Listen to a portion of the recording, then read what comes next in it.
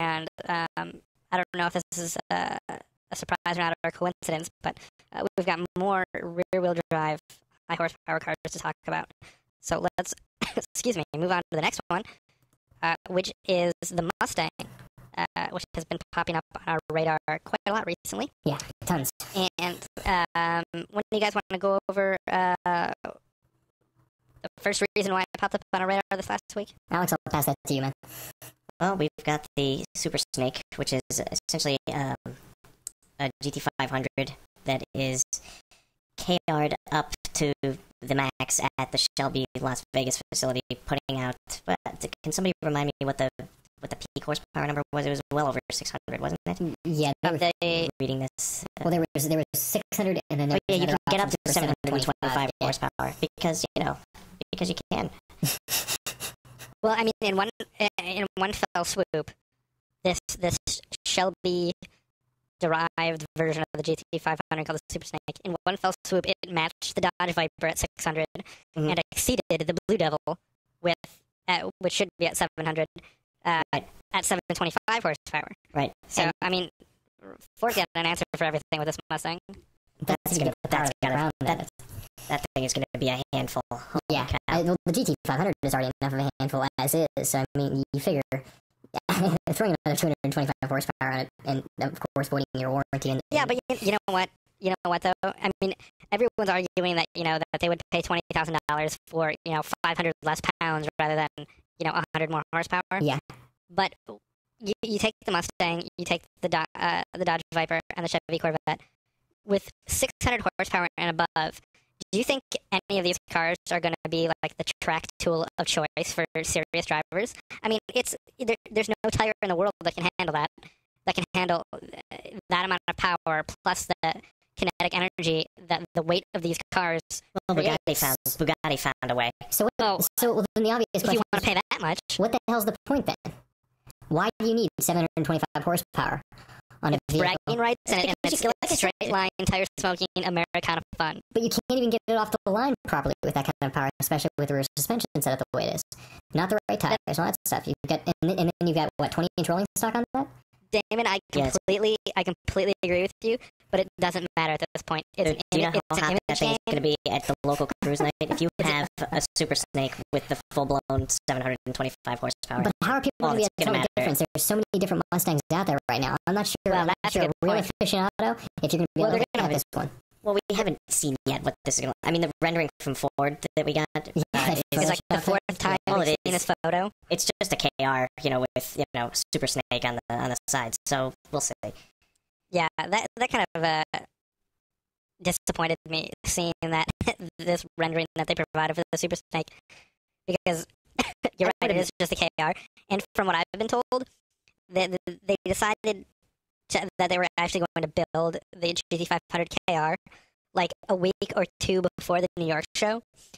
And what we saw on the display stand was a GT500 with like a hood bolted on. Right. Like it was literally made within like a week.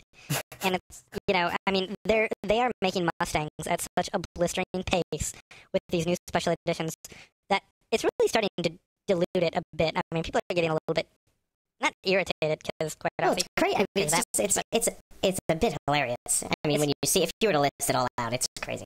They're just milking it a little bit too much. And we're all waiting for like the real special edition. Like the Bullet is the one we want. Right. And that's the one I totally want to see, the Bullet. I mean, that one's the hotness, and it's nowhere to be seen yet. And plus the Shelby name. I mean, I love Carroll Shelby. I love these Shelby Mustangs, but this is getting to be a bit much too. I mean, yeah, way too much. Well, go ahead. No, and the Super Snake in particular. I mean, could they have waited at least? Could they have waited another month to announce it?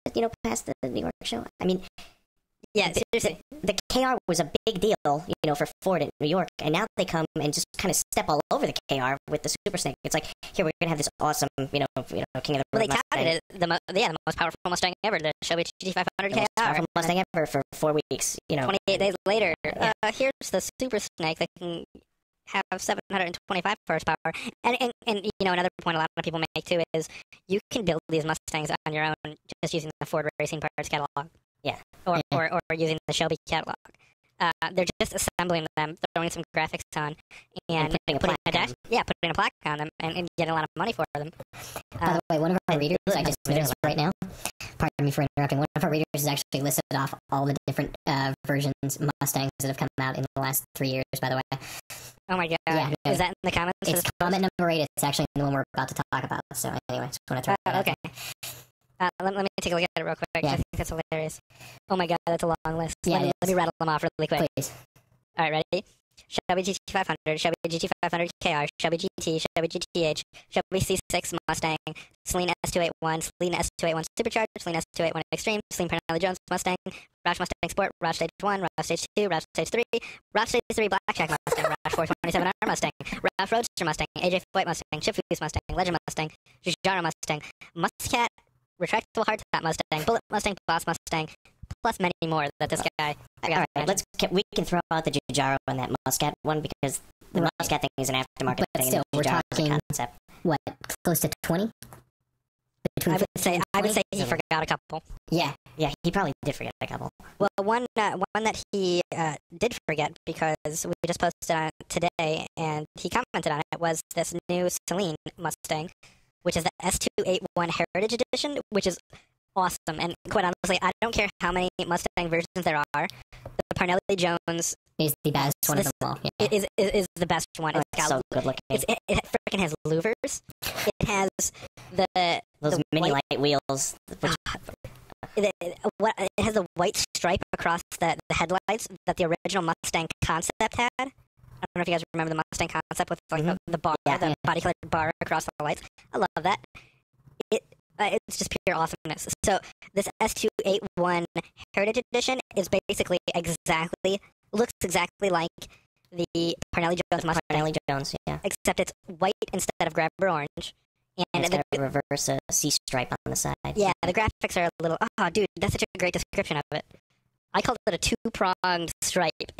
I spent 10 minutes today trying to describe that stripe on the door. It's a C stripe just turned backwards. That's like a heritage thing, you know. Dude, I didn't even think of calling it a C stripe. God damn it. Anyway, it's got like the what do you call it? The bullet style wheels, but I think it's got unique wheels. But for all intents and purposes, it looks a lot like the Parnelli Jones edition. Yeah, and I love it. And we have no idea what the specs are, what the official info is. What, 550 horsepower right around there? They're thinking it's going to be the same as the S281 Extremes. No? Yeah, oh, really? Who said that? That's at the bottom of the post. Oh, I wrote the post. I was just guessing. At the bottom of the post, I was just saying. For fact, silly me. Well, no, I was just saying, it could either have the motor from the Parnelli Jones Edition Mustang, or it could have the motor from the, all the way up to the S281 Extreme. So there's a lot of different things. I don't care. It looks hot. I think all it needs is anthracite rims, and it'll be set. Anthracite rims. Yeah. It needs the bullet rims. Every Mustang needs bullet in black. That's what I'm saying. Yeah. Good. Camp. I think this makes me bullet rims with the new bullet too. By the way. That's gonna be a great Mustang too. See, I just, as many Mustangs as there are some really good ones out there. And this Heritage Edition is cool. one. I mean, if you do a nice Mustang, it's gonna be a nice Mustang. Right. I mean, what are you gonna do? Say it's no good because it's still a Mustang? If it's nice, it's nice. Some might say that. And they are cruisers. I mean, that's really what they are underneath it all. They're built. They're designed to make you look good. Yeah, I'm okay. And they do that job very, very well. You very well catch the ire of a lot of Mustang enthusiasts for that comment. Well, I mean, they perform, but quite honestly, there's so many other ways to get around the track quicker or to get to your corner. You can take any Mustang and make it completely insane. There's so much aftermarket stuff. You don't have to buy one of these quasi, like a coach built one, like a Celine or anything either. You could go buy a GT, or you could buy a GT500 and have it putting out 1,000 horsepower in pretty much no time. Yeah, without paying the Shelby name surcharge.